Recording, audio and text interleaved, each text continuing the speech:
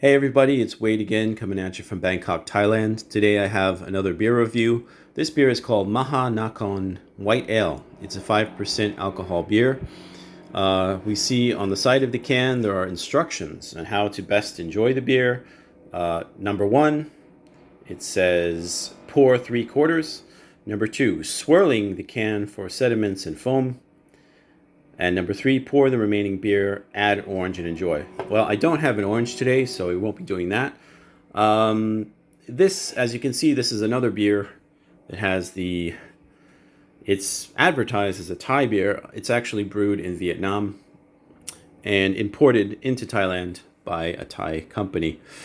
I have something here from the internet about the history of this beer.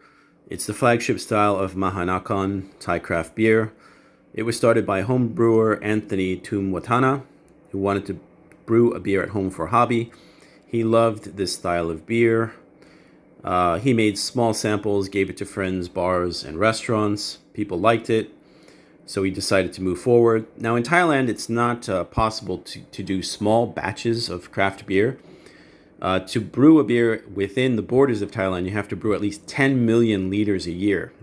So you can't really do small batches here legally. So he had to set up brewing in another country, and it turned out to be Vietnam. So this beer is actually brewed in Vietnam, and then it's imported into Thailand. They slapped the import sticker on the top. So it's one of the weird things about Thailand is that if you want to do craft beer in relatively small batches, then you have to have it brewed outside of the country and then import it back into the country, paying the tax, of course. It says his modern interpretation uses navel oranges to provide more rounded sweetness, while the traditional touch of coriander provides balance and subtle spice. The addition of oats creates the silky body and smooth finish that's so inviting to the palate. All right, so that's obviously written by the brewery, and we're going to check it out. I have to be honest, I'm not really a big fan of beer that has fruit flavors in it. It's just not something that I typically enjoy. However, I'm keeping an open mind about this one. See if I can open this with one hand. It's a little tricky. All right, there we go. All right, we've got it open and going to pour it now. Let me just pause this so I can pour it properly. All right, so you can see the color of the beer. It's a cloudy color, unfiltered looking beer. I'm going to have a taste now. I'm going to taste that orange flavor, maybe some of the coriander. We shall see. Let me have a taste.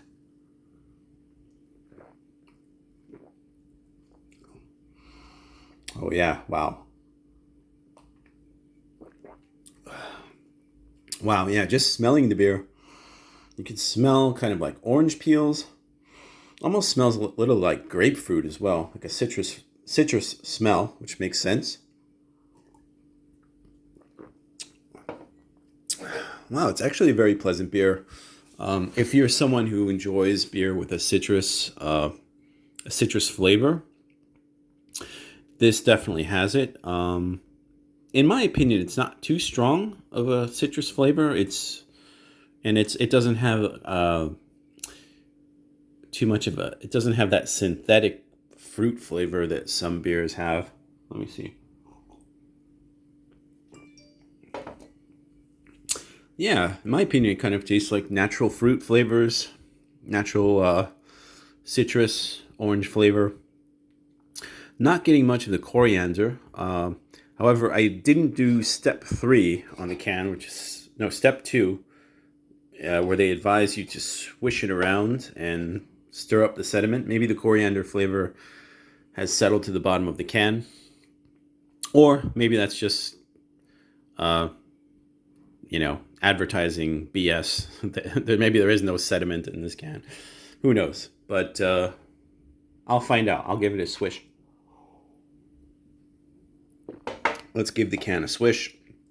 Supposedly when you do this, it's going to produce a better head on the beer. Let's see if that works. No, still not much foam. I guess that's all right for this style. It's not a style that typically has much foam on top anyway. You can see it quickly settles down. And let's see if there's any flavor difference after having swished it around.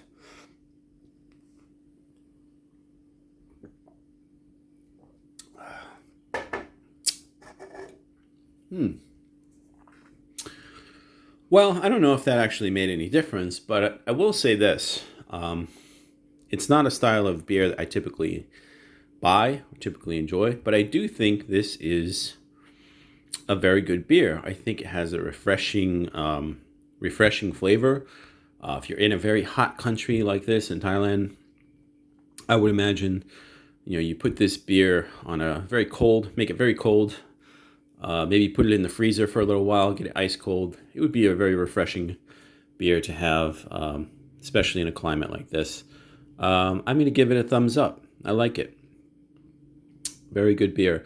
By the way, I think this is also brewed in the same brewery where they brew Khao San beer, which I reviewed in a different video.